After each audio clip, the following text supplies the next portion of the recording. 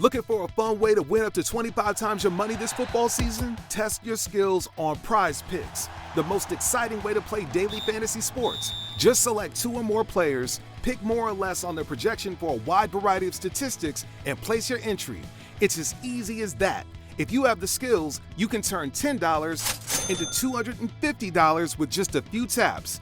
Easy gameplay, quick withdrawals, and an enormous selection of players and stat options are what make Prize Picks the #1 daily fantasy sports app. Ready to test your skills? Join the Prize Picks community of more than 7 million football fans who have already signed up. Right now, Prize Picks will match your first deposit up to $100. Just visit prizepicks.com/get100 and use code GET100. That's code GET100 at prizepicks.com/get100 for a first deposit match up to $100. Prize Picks, daily fantasy sports made easy. For this Christmas special, I wanted to share 5 things my podcast, Meet the Mancunian, taught me. Lesson 1, about the Mancunian spirit. My first guest, Dinah Bowden, introduced me to the Mancunian spirit.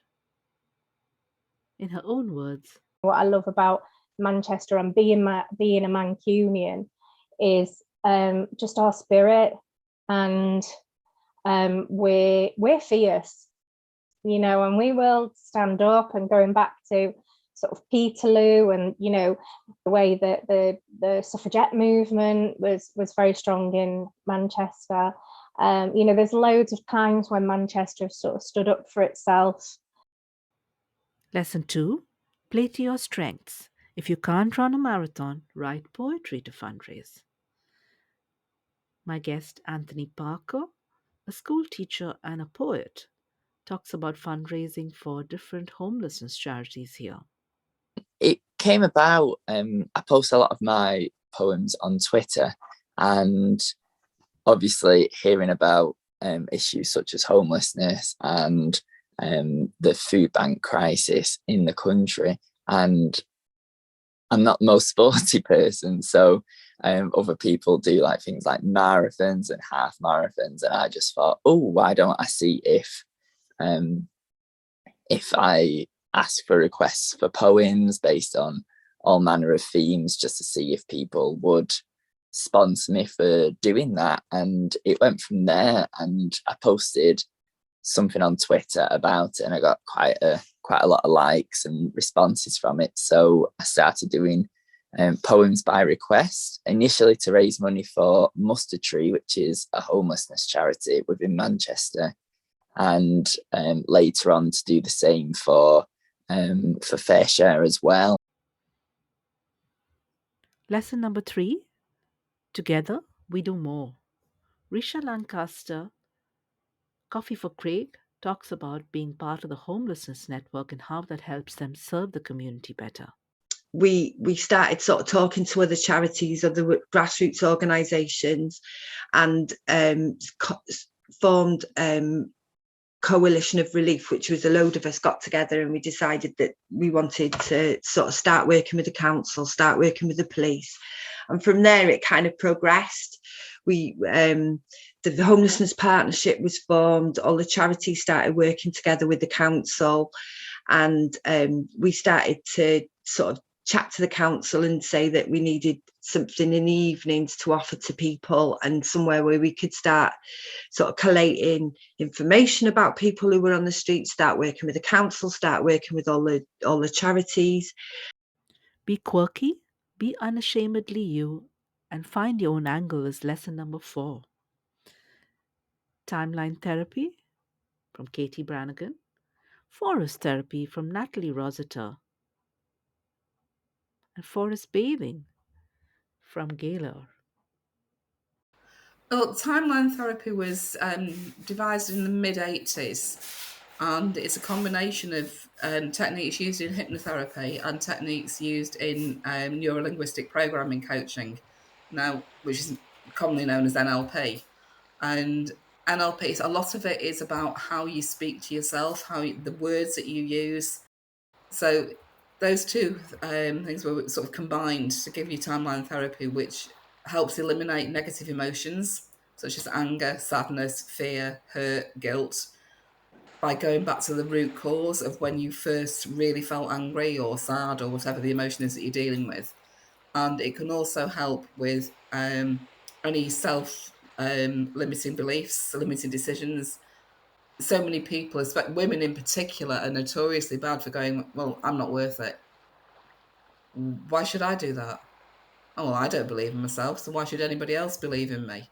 And I was one of those people that I really didn't like myself. I didn't believe in myself. I didn't think I was worth anything.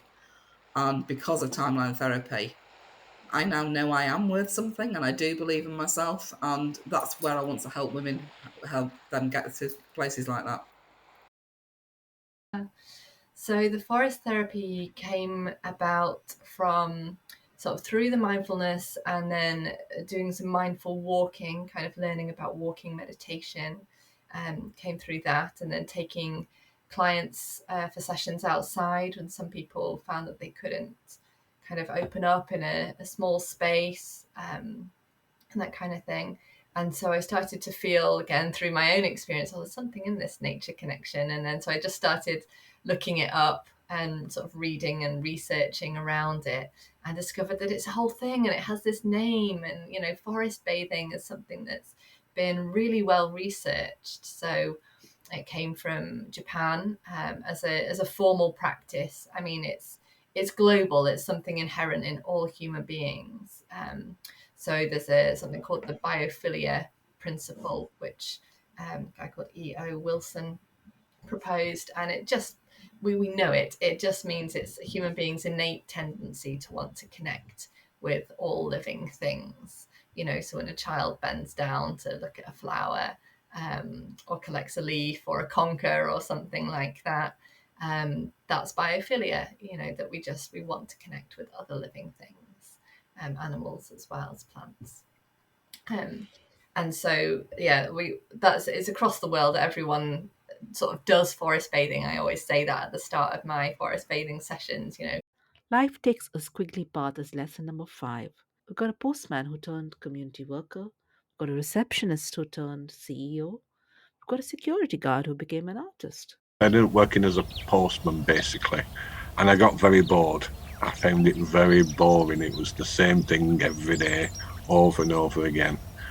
But I had a friend who worked for the Woodcraft folk, which is like the alternative Scouts and Brownies, if you like. They were very outdoors based, very political, very environmentally focused, the Woodcraft folk, and she worked for them, and she was taking a group of older teenagers to Edinburgh for a week camp, and she asked me to drive the minibus, and I didn't have any time off work to give, so I took a week sick and drove this minibus with my friend and all these young people to Edinburgh and camped out with them for a week.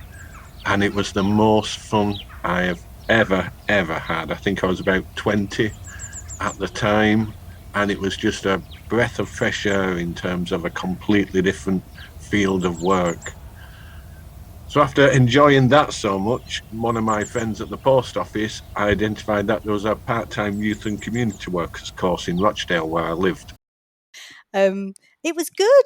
It was good for me because I knew nothing. I was going into a sector I knew nothing about, and I was literally like a sponge. I wanted to learn everything. I was probably really annoying to work with because I was always asking questions, and people were always thinking, goodness, how can she not know that? And then I was saying, well, I can tell you all about warehousing and I can tell you all about e-commerce, but I don't know anything about helping people. So it was amazing. Very quickly, the lady I went to work for, who's now our head of fundraising, said, "You're not really a receptionist, are you?" And they said, "Well, you be the office manager." I hope you've enjoyed listening to the Meet the Mancunian podcast. It's now in season 4.